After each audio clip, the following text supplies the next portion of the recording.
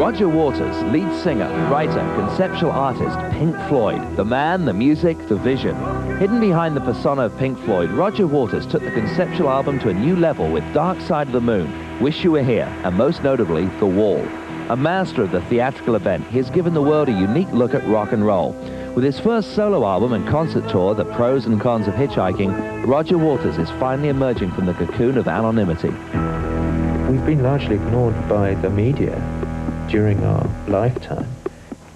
The way media have respond to rock and roll bands has a lot to do, I suspect, with the way history will look at them. The history that will get written will be taken from what was written now. And nobody's written about us, partly because we, generally speaking, have refused to cooperate in any way with them. Dark Side of the Moon entered the music charts in March of '73. It continues to be one of the top-selling albums in rock history.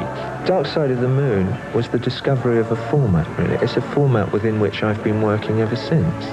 It's a format that I'm comfortable with, you know. I like the idea of an album being about one specific thing and all the songs within it relating back to a central theme or idea. Police harassment in '75 and the tour of '77 sparked the explosion of Roger Waters' imagination. The Wall, in all its neurotic glory, was being built brick by brick.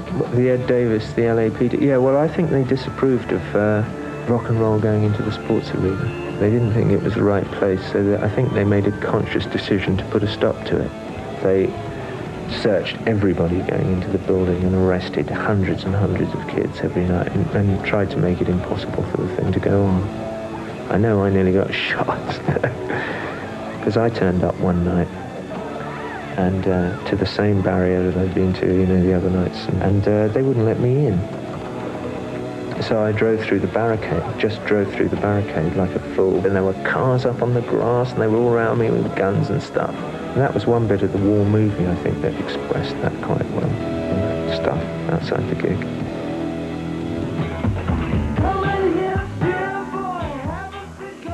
I've always maintained a very low profile, and I've obviously done it even more effectively than I had realised. I like to be able to go down to the shops here where I live and never ever be recognised, ever, by anybody. The US first became aware of Pink Floyd in the late '60s. I think our first date in America was at Winterland in San Francisco with Big Brother, with Janis and Richie Havens. I remember it well. I was terribly awestruck by the whole thing. There was a scene in London as well. We used to play a year earlier than that. We were doing light shows just in a little church hall, in a All Saints Church Hall in Powys Gardens in Notting Hill Gate. In fact, that's where we started to gain some kind of popularity in London. We started doing these. We would play there once a week, and it snowballed incredibly quickly. That was using liquid slides and stuff, which nobody was doing at all. In the early days, money was scarce, but with a number 5 single, Arnold Lane, on the charts, the band began to take their music and themselves more seriously. Our first year as professional musicians, we sat down and looked at, you know, what we'd made during the year, and we'd made £7 a week each. We'd had a number 5 single. I remember doing a radio interview years and years ago, all of us sitting around doing a radio interview, and I listened to it a while back, and we were all unbelievably pompous and sort of about it all. We really kind of, there were things being written about it, you see, that was taking it all very seriously, and it was very convenient for our young egos to believe it all. And we would even regurgitate it. I'd completely forgotten this. If you'd asked me this question without me hearing this interview, I'd have said, no, we were just, but hearing this interview, we took it all very seriously. We thought it was, you know, no, we didn't think of it as rock and roll. It was progressive, maybe progressive rock, or maybe that was a term that developed later. David Gilmour replaced guitarist Syd Barrett in '68. From that point on, the architects and musicians struggled to achieve the persona that visually became Pink Floyd. There was always a great battle in the band. We were divided into the architects and the musicians. Nick Mason and I were relegated to, this inferior position of being the architects, who were kind of looked down upon by Dave and Rick, who were the musicians. And there was a lot of resistance from the musicians to doing anything theatrical at all. You could say it was by virtue of that forcefulness of my nature that we went on and did the shows.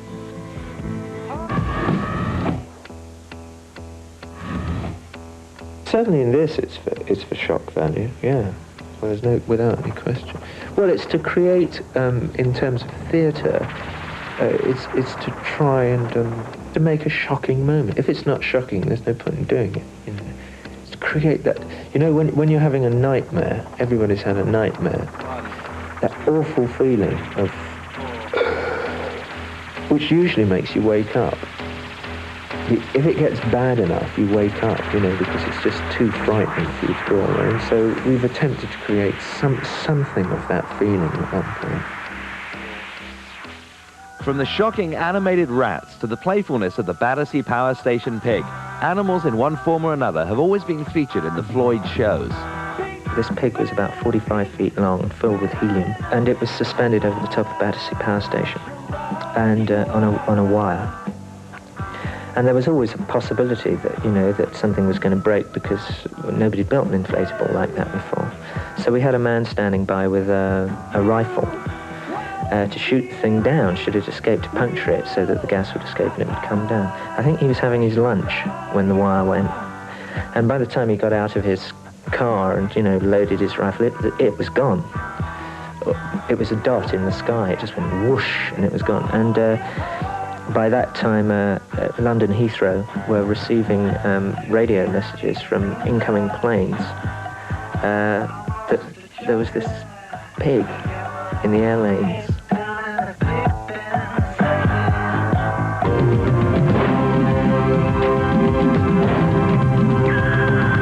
We don't need no education.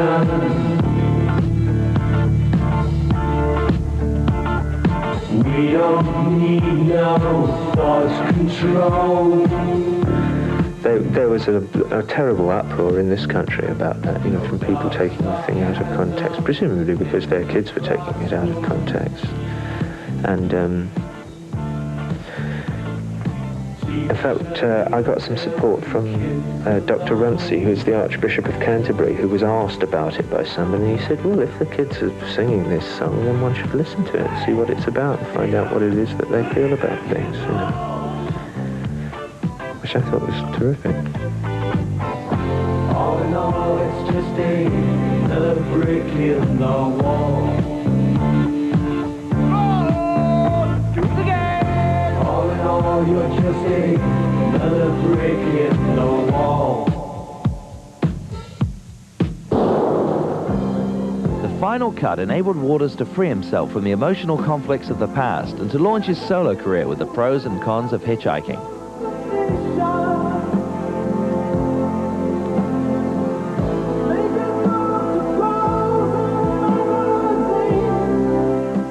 The final cut is a sort of triple entendre.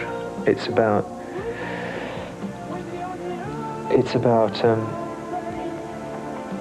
all the aggravation making the film of the war. So it has something to do with the idea of a final cut, arriving at a final cut in a film. It's about freeing myself from the burden of my guilt feelings about my father. It's about all kinds of things. It's lots and lots of things, all hopefully encapsulated in one short phrase. So it's an attack on me, it's an attack on us, really. All of us. But then it's in a way that line about the final cut, but in the bottom of our hearts we felt the final cut is a sort of way of emotionally letting myself off the hook. By saying that, accepting that in some senses, life is always a defeat, you know, and that you have to accept that. But that you have to allow yourself to feel the pain of it, the pain of the cuts, and accept them, and go on. Would you take the children away and leave me alone? Nearly 2 decades later, having honed his skills of design and showmanship to a fine edge, Waters brings us his ultimate rock theatrical production, The Pros and Cons of Hitchhiking. My Pros and Cons show is a Floyd show, except Eric Clapton's playing the guitar and Andy Newmark's playing the drums instead of Dave Gilmour and Nick Mason. But everything else is the same. Same team doing it. Roger and I worked together on these storyboards at the beginning to try and show exactly what will be happening on the screens across, that'd be across Earl's Court, for instance. They decided that they're going to have this 90-foot wide screen with 3 projectors behind it without consulting the filmmakers. What we're talking about really is an attempt to create the illusion of a 3-dimensional representation of the bedroom within which the dream takes place.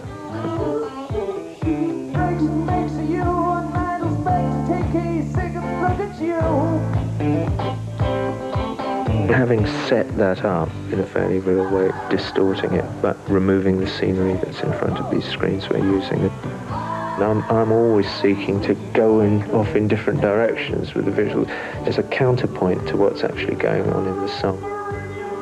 Roger has undoubtedly put an enormous amount of the direction into the thing at the very beginning. I really admire him for doing it because it takes some guts. I believe this will be an enjoyable experience.